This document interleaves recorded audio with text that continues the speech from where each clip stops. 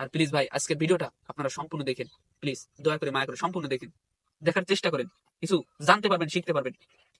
আজকের মুখটা বন্ধ করে রাখছে কার জানেন? আলী হাসান ওসামা হুজুর আর মাদানী হুজুর।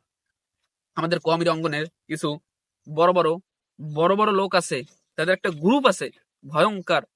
যেরকম আমাবস্যের কালো মেঘ যখন চলে আসে, অন্ধকারে রাস্তায় বের হওয়া যায় না, ঠিক এরকম কওমির অঙ্গনে কিছু একটা গ্রুপ আছে যে তাদের বিরুদ্ধে যদি আপনি কথা বলেন, তাদের বিরুদ্ধে যদি, তাদের বিপক্ষে যদি কথা বলেন, সেই কথাটা হোক যদি হকও হয়, তাদের বিরুদ্ধে যদি আপনি বলেন, মুখখান বন্ধ করে দেবে, মুখখান বন্ধ করে দেবে। বলবে কি জানেন?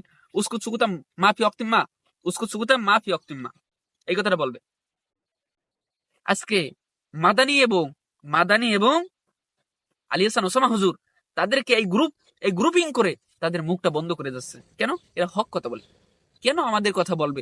আমরা কন্টাক্ট করে বিল্ডিং, গাড়ি বাড়ি সবকিছু করব, কেন আমাদের কথা বলবে এরা?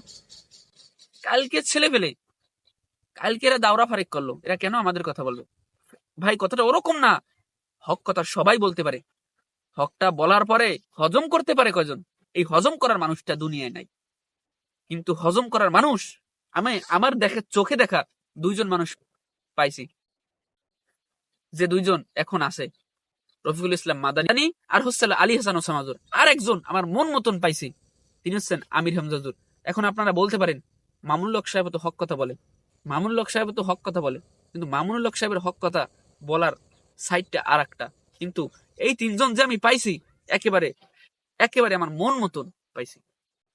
প্লিজ আপনারা এরকম করেন না।